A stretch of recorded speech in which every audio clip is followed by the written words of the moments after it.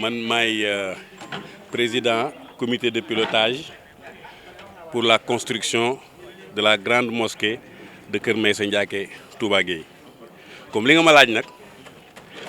maanaam historique gu jumaay ji liggéey bi lan moo ko indi mais loolu boo ciy tontu mooy maanaam def histoire dëkk bi la ndax jumaay ji mook dëkk bee ànd ba comme dëkk yëpp jumaay moo fa nekk jullit yi di àndandoo di ko defar mu jóg ba agsi ci benn étape boo xam ni gis nga dëkk bi ni mu toll am na beneen dimension boo xam ni jumaay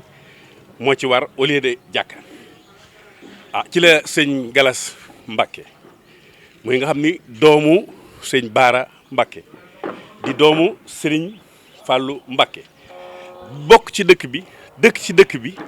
ci kër ndey ke mën naa waxit ci kër Baye ndax sëñ Touba foo ko tuddee ñëpp ko bokk ñëw ñu décider ni jàkka ji war nañ koo mën a jox beneen dimension d'autant plus que sax 4 villages mën naa wax ak 4 jàkka dañuy dépendre ci jàkka ji fii bu mu nekkee jumaay muy am jumaay raatib ajjuma ji fii lañ koy jullee bu ko defee mu ni décision boobu pour ñu gën ko mën jox beneen dimension ci lañ ko tàmbali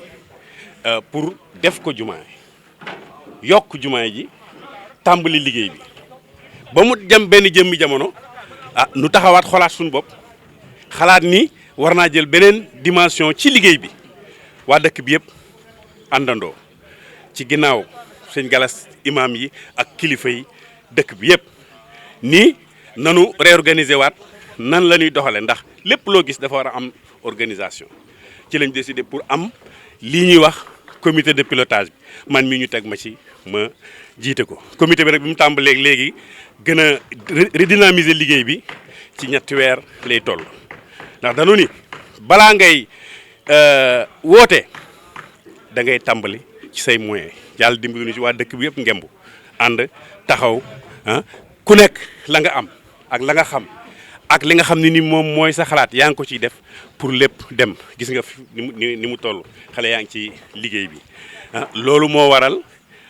tey jii nu taxaw ñëw pour waxtaan ci nag jël beneen dimension mooy lan dimension boobu mooy sant nit ñi ndax biñ ci duggee ba tey gis nañu seen loxo comme ni ma ko waxee sànq waaye itam gërëm leen tàmbale ko ci kilifa yi ma wax sànq ba ci xale bi gën a tuuti ba ci groupement jigéen ñi association jigéen ñi liñ ciy def ñun ñëpp xam nañ ko waaw bu ko defee loolu bu jàllee appel moo ciy tegu appel bi sëñ bi dina ci ñëwaat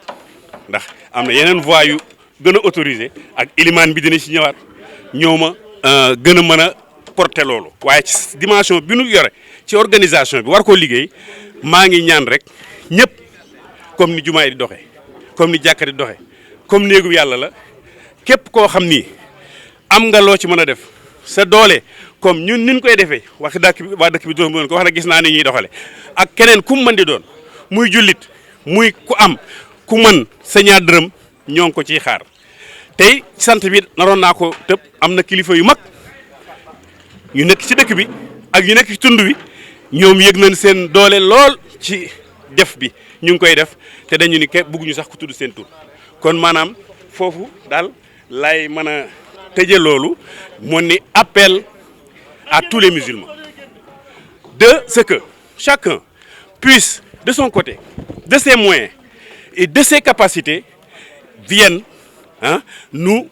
apporter assistance dans ce travail que nous souhaitons exécuter et terminer dans un bref délai. Bon loolu laa doon bëgg a wax waaw balaa may ñëw ci question boobu bu ñu paree ci nii ni technicien bi dina leen wax fi nu toll ak fi nu jaar nii traduire ko en technique dama ko wax nii rek mais moom techniquement moo gën a am aptitude boobu li ñuy xaar ci maire ak autorités yi mooy li citoyen di xaar ci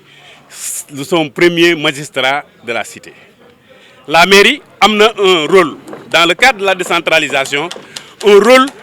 d'apport au niveau des maisons de culte am na ci responsabilité du leen ko jàngaloon xam nañ ko mais de l'autre côté maire bi kilifa la ci tund wi comme kilifa yi ma lay wax noonu ci tund wi yëpp jóg yëngu ci boor boobu it ñu ngi ko ci xaar ak kilifay diine yi nekk suñu wër ak kilifay aada yeeg ak ñëpp loolu la ñuy xaar ci ñoom kenn ku ci nekk rek en tant que musulman en tant que doomi tund wi en tant que doomi dëkk bi ku ci nekk li nga am ak li nga mën ñoo ngi koy xaar xeebunu yéemunu loolu yëpp ci sunu plan de mobilisation des moyens la bokk comme jumaay comme jàkka gis nga ko partout foo dem da ngay gis ñu yore ay caisse et cetera c'est dans cet esprit que bu ñuy liggéey on met toujours tout ce dispositif traditionnel ñi nga xam ne noonu la ñuy def ci jumaa yi ci jàkka yëpp di ko doxale ñu def ko noonu li nga wax naroon naa ko fàtte moo taxoon ma gërëm ñëpp mooy volontariat bi ouvrier nga gis ne yëpp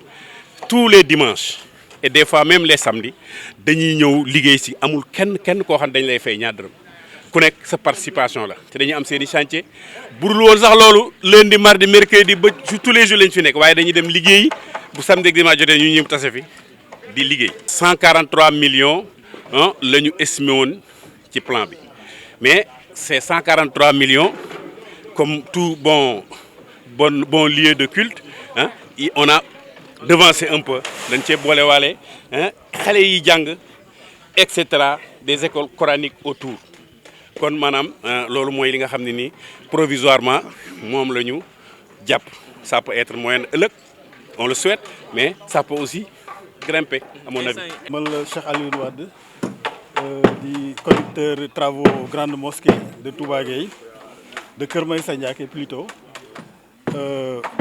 bon man déjà lu may commencer mooy expliquer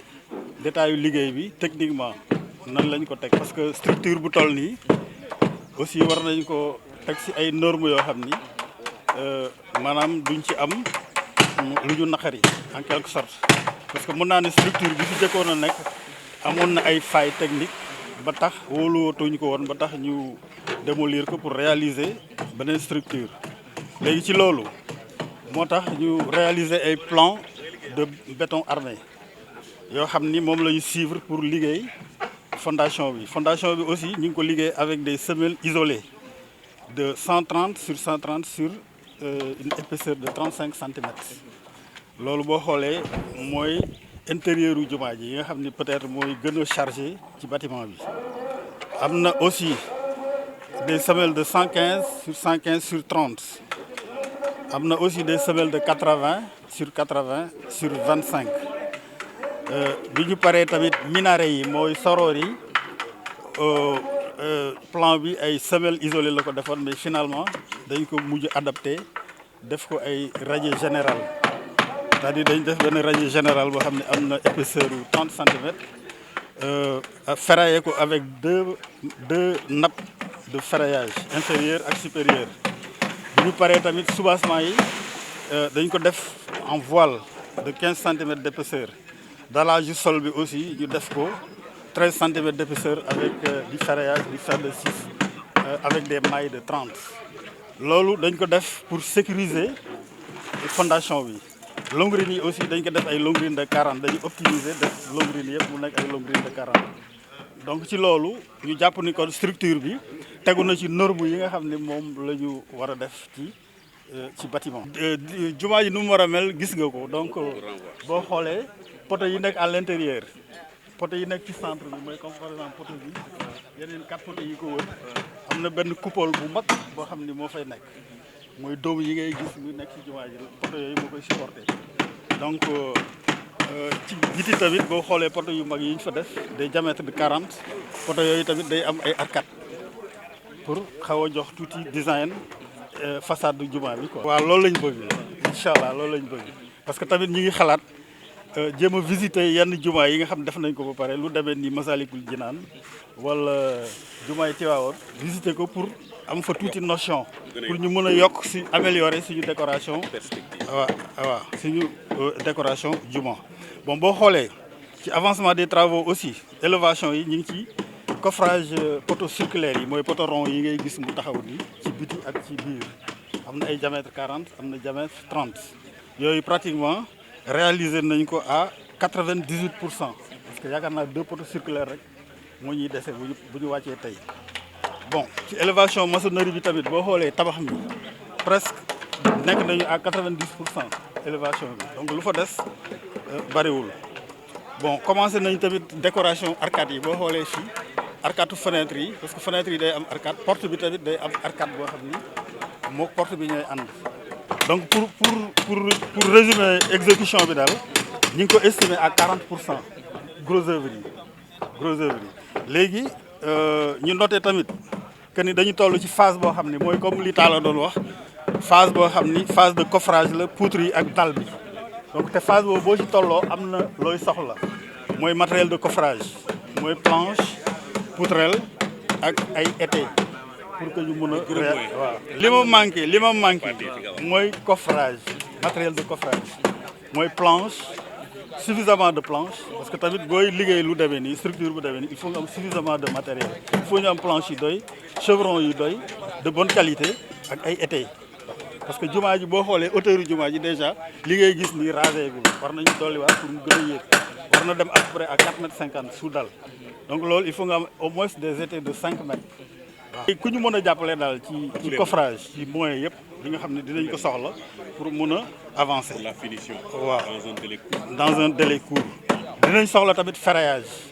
parce que actuellement ci phase poutre lañ toll ak plancher donc fer bi tamit lu ci am solo la. grosso modo daal donc loolu mooy kii bi coût bi nga doon wax tamit jumaa ji nga ko évoluer maanaam tout corps d'état à 143 millions et quelques 143 millions mën nañu jàpp chiffre boobu 143 millions mooy pour tout corps d'état.